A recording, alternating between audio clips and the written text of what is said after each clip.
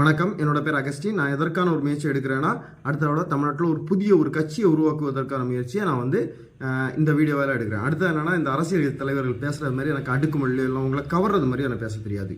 என்னால் முடிஞ்ச முயற்சி இவ்வளவுதான். இளைஞர்கள் அரசியல் வந்தால் நல்லா இருக்கும்னு ஃபீல் பண்ணக்கூடியவங்க இந்த வீடியோ வாங்கி ஷேர் பண்ணுங்கள். அடுத்தது என்னென்னா, இந்த வீடியோவில் நான் என்ன பண்ண நினச்சேன்னா, என்னை பற்றி மட்டும்தான் பேசணும்னு நினச்சேன். ஆனால் அந்த திமுக பண்ணக்கூடிய அராஜகத்தையும் நான் இந்த வீடியோவில் பேசுவேன். சரியா? ஃபஸ்ட்டு எதனால எனக்கு இந்த ஆசை வந்தது பார்த்தீங்கன்னா, 2017 ஒரு ஆக்சிடென்ட் நடக்குது. என்னோட ஃபேமிலியில் உள்ளவன். அப்போது அவனை கொண்டு ஹாஸ்பிட்டலில் போட்டிருக்கு. பார்க்கணும் இல்லை. அதுக்கு முன்னாடி ஆம்புலன்ஸ் வரக்கு 3 மணிக்கு லைட்டு. மத்தியானம் ஆக்சிடென்ட் ஆகிருக்கு. அந்த நல்லா வெயில், அதில் அந்த வேகாத வெயிலில் கிடந்திருக்கான். அடுத்ததாக கொண்டு போய் ஹாஸ்பிட்டலில் போட்டாச்சு, கவர்மெண்ட் ஹாஸ்பிட்டலில். அசாரி பள்ளம்.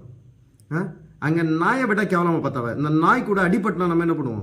சைடை எடுத்து போட்டுட்டு நம்மளால் முடிஞ்ச முயற்சி இவ்வளோதான். எடுத்து கொண்டு சைடில் போட்டுட்டு நம்ம என்ன பண்ணுவோம்? போயிட்டுருப்போம்.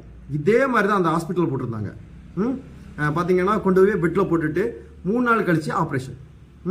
பார்த்தீங்கன்னா பணம் இருந்தால் நம்ம ஏன் கவர்மெண்ட் ஹாஸ்பிட்டல் பக்கம் கொண்டு போகிறோம்?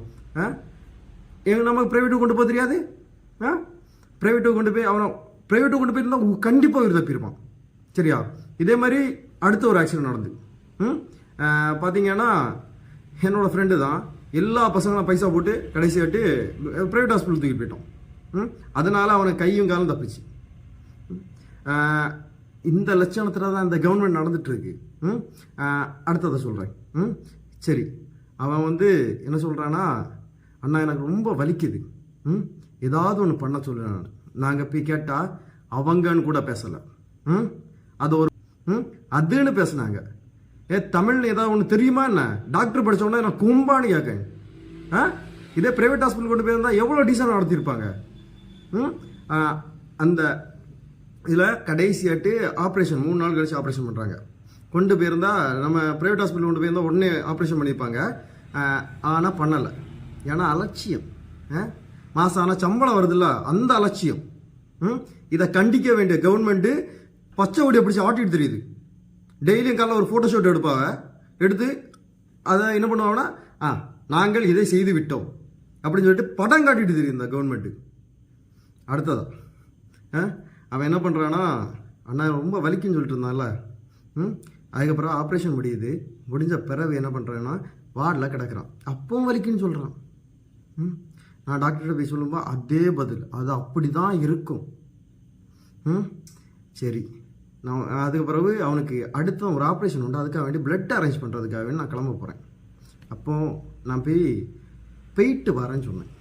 அவன்கிட்ட போயிட்டு வரேன்னு சொல்லிட்டு வரேன். என்கிட்ட என்ன தெரியுமா கேட்டான்? அண்ணா செத்து போயிடுவானான்னு கேட்டான்.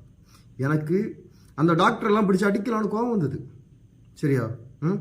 உள்ள டாக்டரெல்லாம் பிடிச்சி போட்டு அடிக்கலான்னு கோவம் வந்தது. ஆனால் என்ன பண்ணுறது, அவன் அப்போ உயிரோடு இருந்தான். கடைசியாட்டு அவன் செத்து போயிட்டான். ஆனால் நைட்டு செத்து போனான். செத்து போகும்போது என் மனசு அவ்வளோ தோணுச்சு. இந்த இடத்துல இருந்து கேள்வி கேட்டால் தானே நீங்கள் என்ன பண்ணுவீங்க? இவ்வளோ அலட்சியமாக பதில் சொல்லுவீங்க. நான் வந்து எந்த இடத்துக்கு போய் ஆர்டர் போட்டால் நீங்கள் அடி பண்ணுவீங்களோ அந்த இடத்துக்கு நான் போவேன்.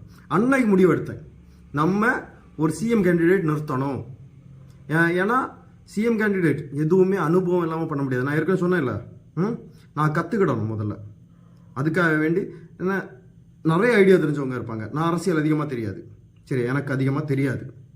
ஆனால் இதை நல்லா தெரிஞ்சவங்க இருப்பாங்க. அதில் நல்ல ஒரு இதை நான் வந்து கரெக்டாக பண்ணுவேன்னு சொல்லக்கூடிய ஒரு நபரை தேர்ந்தெடுத்து நான் வந்து கேண்டிடேட்டாக நிறுத்துவேன், சிஎம் கேண்டிடேட்டாக நிறுத்துவேன்.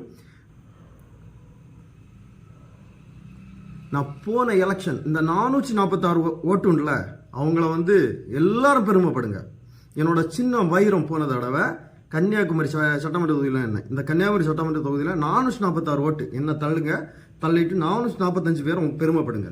ஏன்னா இன்னைக்கு பேசுது அது. சரியா? 445 ஓட்டம் இன்னைக்கு பேசுது. பார்த்தீங்கன்னா ஃபஸ்ட்டு எலெக்ஷன் நிற்கிறேன். என்கிட்ட நிறைய கமெண்ட் வந்தது. ஏன் நம்மளால் நிற்க முடியாதுன்னு கூட என்கிட்ட சொன்னாங்க. அந்த இடத்துல நின்று காட்டினேன். இது போதாதுன்னு இன்னொரு கமெண்ட். இது ரொம்ப என்னோட மனசை ரொம்ப என்ன பண்ணுச்சுன்னா குத்துச்சு. அதனால் இந்த ஒரு கமெண்ட்டே சொல்லிடுறேன்.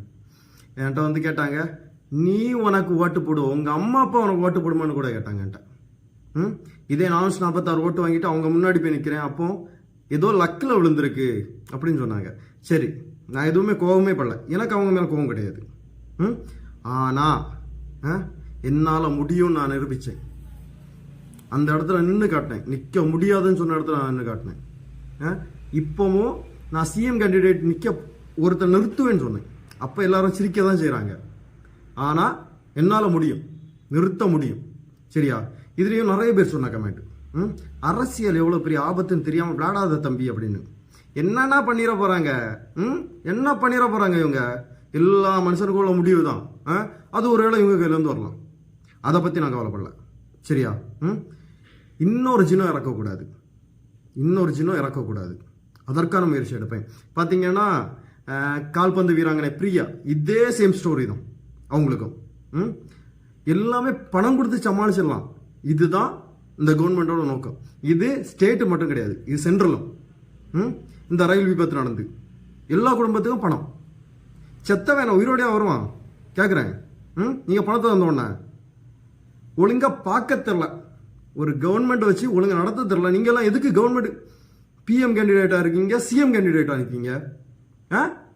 சரி, நீங்கள் பணத்தை கொடுத்து சமாளிக்கிறீங்களே, செத்தவன் குடும்பத்தில் உள்ளவன் எவ்வளோத்துக்கு வேதனைப்படுவான். அன்னைக்கு என் மனசில் அழுக வந்தது.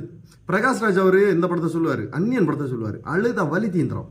இன்னும் அழலைன்னு அழுத எனக்கு மனசுக்குள்ள இருக்க வலியும் தீரும். எனக்கு இன்னும் வலி தீரலை. இன்னொரு ஜீனஸ் ஆகக்கூடாது, அதற்கான முயற்சி தான் இது. சரியா? பார்த்தீங்கன்னா இப்போ நான் திமுக பக்கம் போகிறேன். திமுக என்ன லட்சணத்தில் ஆட்சி நடத்தாங்க பார்த்தீங்கன்னா, 8 வழிச்சாலை முதல்ல எதிர்த்தது இவங்க, வந்த பிறகு 8 வழிச்சாலை வந்தால் இந்த தமிழ்நாட்டுக்கு சூப்பர். இப்போ பாவப்பட்ட அப்பாவிகளை போட்டு என்ன பண்ணுறாங்க, குண்டர் சட்டத்தில் போட்டிருக்காங்க. இதெல்லாம் பண்ணுறதுக்கு உங்களுக்கு வெக்கமாக தெரியலையான்னு கேட்க. பார்ப்போம் அடுத்த எலெக்ஷன். சரியா? உங்களுக்கு நிகராக ஒரு சிஎம் கேண்டிடேட்டை நான் அலோஸ் பண்ணுவேன். ஏன் இந்த கட்சி தலைவர்களெல்லாம் பிடிக்கலன்னு சொல்கிறத அடுத்த வீடியோவில் வரேன்னா, இதில் நான் வந்து எல்லா கட்சி தலைவர்களும் ஏன் பிடிக்கலன்னு சொல்கிறத நான் அடுத்த வீடியோவில் அப்லோட் பண்ணுறேன். அடுத்ததாக இவங்க சொன்னாங்கல்ல, என்னோட முடிவு எப்படி இருக்கும்னு எல்லாருமே சொன்னாங்க. ஆனால் நான் அதை பற்றி கவலைப்படல. ஆனால் இதை வந்து நான் செத்தேன்னா இவங்க எல்லாருமே கவலைப்படுவாங்க. சரியா? இந்த கவர்மெண்ட் எல்லாமே கவலைப்படும். ஏன்னா அந்த மாதிரி வச்சுருப்பேன், தமிழ்நாட்டுக்குள்ளே ஒருத்தன் கால் வைக்க மாட்டான். இனி ஏழைகள் ஆளுவார்கள். அதற்கான முயற்சியை நான் எடுப்பேன். சரியா? நான் எதை பற்றியும் கவலைப்படல. இறங்கணும்னு முடிவு பண்ணிட்டேன், இறங்குவேன். சரியா? எல்லாரும் கடந்து போயிடுவாங்க. இதே மாதிரி எல்லா ஃபேமிலியும் இருக்கும். பார்த்தீங்கன்னா இந்த பணம் கொஞ்சம் கம்மியாக இருக்கக்கூடிய ஃபேமிலியில் எல்லா ஃபேமிலியும் இருக்கும் இந்த பிரச்சனை வந்திருக்கும். ஆனால் எல்லாரும் கடந்து போயிடுவாங்க. ஆனால் நான் கடந்து போக மாட்டேன். நான் இறங்குவேன். இதே மாதிரி ஒவ்வொருத்தரும் நினச்சா கண்டிப்பாக இறங்க முடியும். அதற்கான முயற்சியை நான் செத்த பிறகு எடுத்துருவேன். இந்த வீடியோ தானே இது ட்ரெய்லர். சரியா? நான் இறந்த பிறகு வர ஒரு வீடியோ, அதுதான் மெயின் பிக்சரு. பார்த்துடலாம். அடுத்த எலெக்ஷன் கண்டிப்பாக உயிரோடு இருந்தால் கண்டிப்பாக மீட் பண்ணுவோம். ஓகேவா? நன்றி, வணக்கம்.